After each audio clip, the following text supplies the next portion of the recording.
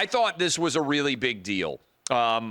George Clooney, Hollywood celebrity star, who helped raise nearly $30 million for Joe Biden just 3 weeks ago, a few hours ago, published an opinion piece in the New York Times editorial calling on Joe Biden to step down.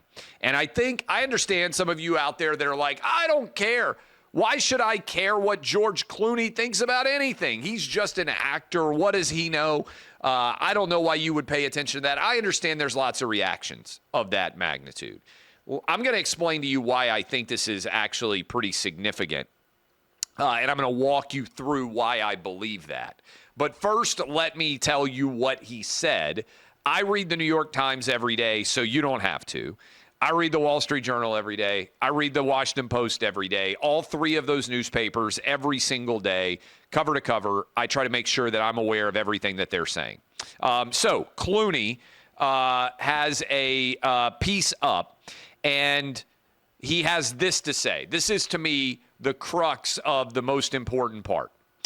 The one battle he cannot win, meaning Joe Biden, is the fight against time. None of us can. It's devastating to say it, but the Joe Biden I was with 3 weeks ago at the fundraiser was not the Joe big effing deal Biden of 2010. He wasn't even the Joe Biden of 2020. This is the key line. He was the same man we all witnessed at the debate. That's the most important line in this whole piece. He was the same man we all witnessed at the debate. What the Democrats who are protecting Biden still are saying right now is Biden just had a bad night. He isn't like he was on June 27th very often. He is actually still very much in control. Clooney, 3 weeks ago at that debate, do you remember when Joe froze, when his answers were halting, when he seemed out of sorts? Do you remember when Biden froze on the stage and Obama had to walk him off? And people said, oh, you're making too much of that, Clay. I actually got attacked. People said, oh, that's a cheap fake. Oh, that's a misrepresentation. They're just good friends. Clooney's telling you everything I told you after that fundraiser, yeah, it was all true. He continues. This is Clooney's words. Was he tired? Yes. A cold? Maybe. But our party leaders need to stop telling us that 51 million people didn't see what we just saw. And he says, basically, we have to collectively hold our breath or turn down the volume whenever we see the president walk off Air Force One or walk back to a mic to answer an unscripted question.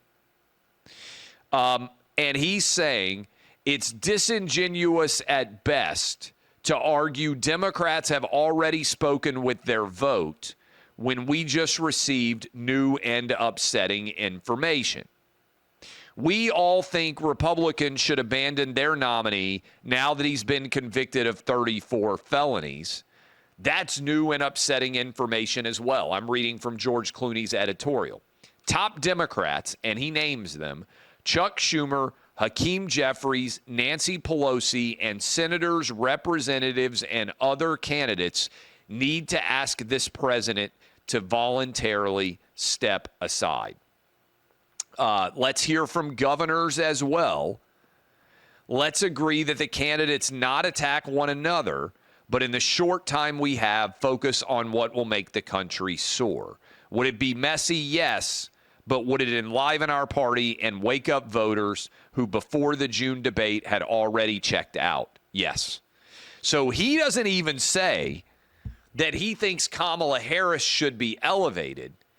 He says there should be a debate featuring Wes Moore, Kamala Harris, Gretchen Whitmer, Gavin Newsom, Andy Beshear, J.B. Pritzker, and others. Basically, wide open, free for all. Let's see who the nominee should actually be. Okay, what's going on here? Two big points. One, this is not the same guy. So any argument out there that Biden is on his game and, boy, it was just a bad night, that's a lie. No one with a functional brain can make that argument anymore. Two, Biden's losing. That's what this is all about. There's no argument that Democrats expect that Joe Biden is going to lose on November 5th. If Biden were winning, none of this would have happened. The 7 congressional Democrats who've called for Biden to step down wouldn't have happened. The George Clooney editorial, the double New York Times editorials, all these other left-wing newspapers, none of them would have said a word about this. What's going on is Biden's losing, and Biden doesn't have the mental and physical capacity to be president. That's top line. What's going on behind the scenes? George Clooney doesn't write this by himself. George Clooney is boys with Obama. George Clooney is buddies with all of the top figures inside of the Democrat Party. Clooney is saying what a lot of them are afraid to say. I would even suggest to you, I don't think George Clooney would say this without a tacit nod from Barack Obama.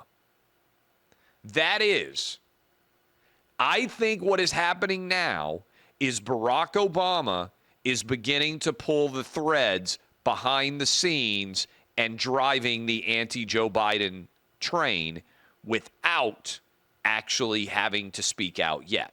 Now, here's the question. And I said this last night. Some of you may have seen it with Jesse Waters on Fox News. There are only 2 people, in my opinion, who can end Biden's ability to be the nominee: Barack Obama and Bill Clinton. They are the two-term living Democrat presidents that are out there. In theory, they can't run for any other office. They're already been to the apex of the White House. They know better than anybody the mental and physical challenges inherent in being president for 8 years. Just look at the photos. Look at how much that job ages everybody, okay? They know better than anybody what this job takes. I'm telling you, that is the only way Joe Biden gets forced out. And this George Clooney editorial is hinting, hey, Obama might be about to drop the hammer. To me, it's not a surprise that he was the one who decided to write this editorial. There are relatively few people in the public eye that have enough money to say exactly what they think. I actually think George Clooney is one of them in Hollywood. You have the idea, meaning a lot of you out there, that if you're on CNN or you're on MSNBC or you're on Fox News, that those people are all really wealthy. It's not true. Some are, but they're actually the substantial minority. Most people in media, 99.9% in people in media, can't retire.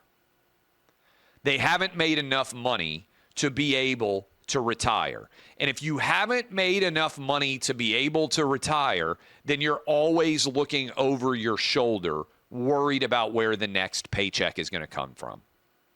There are a lot of people in media with golden handcuffs. And when you're wearing golden handcuffs, most of those media members are going to be concerned about not being able to get their next contract.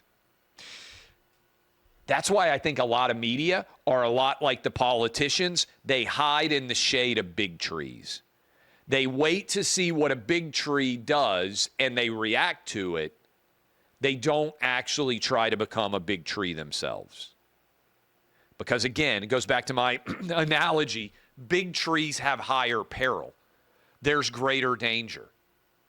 And so that's what you're seeing happen in media as well. Now the code red's been ordered. The order 66 has been given, and they're going to go after Biden. They've been freed. They're not going to risk losing their jobs by going after Biden too aggressively because he's lost the power to impact the job. George Clooney may well be a billionaire, not only because of his movies, but because he made hundreds of millions of dollars off that tequila company he founded. Was it Casamigos? George Clooney can retire. He doesn't need money anymore. I don't think it was a coincidence that he was willing to go public with what everybody else in Hollywood was thinking because he doesn't need them. This has been my argument for a long time. If you listen to my shows, I never go after people who make $75 or $80 or $100,000 a year and shut up and do their job and try not to get attention drawn to them. They don't fight back against DEI policies publicly. They don't get on social media and go after their employer. I understand that because you're worried about taking care of your family. You're worried about paying your mortgage. The people that I have the most vitriol for are like the Mark Cubans of the world. Mark Cuban just recently was saying, oh, Joe Biden's sharp. He's on top of his game. He has billions of dollars. Why does Mark Cuban need to lie to you? You may not agree with anything I say on a day-to-day basis on Clay and Buck, on this show, on Fox News. What I say doesn't impact me in terms of my ability to make a living. I made more money than I ever thought I would have, and I get to wake up every day and do this job because I love it. I could retire. The example I've used before is I'm like a guy who won the lottery and woke up and decided the day after he won the lottery, you know what I'd like to do? I'd like to keep doing the jobs that I already have. That to me is a sign you're living your life pretty well. Hey, you know what? I've got lottery money, but I don't need to quit. I really like what I do. I want to keep doing the jobs that I'm already doing. I won the lottery and I added more jobs. That almost never happens because I love what I do on a day-to-day basis. But I don't have to look over my shoulder and worry about what tall trees are doing around me. I don't have to worry whether I'm in the shade of somebody else. I give Fox credit here. In the entire time that I have ever worked at Fox, Fox Sports or Fox News, no one has ever told me, hey, you can't say that. No one has ever said, hey, you shouldn't share that opinion. People give advice. It's like, hey, just only give me sports opinions. You're going to make a lot more money. I've heard that. Hey, don't try to give a political opinion. But that's just advice. No one has ever said to me, hey, you can't say that. And that was before I had any money. And since I sold OutKick, not one time has anyone at Fox ever said, hey, we wish you hadn't said X or we wish you hadn't said Y. Or, hey, how about you say X or how about you say Y instead? For better or worse, every tweet, every word out of my mouth is my own opinion. And there are very few people that actually you can say that about in media.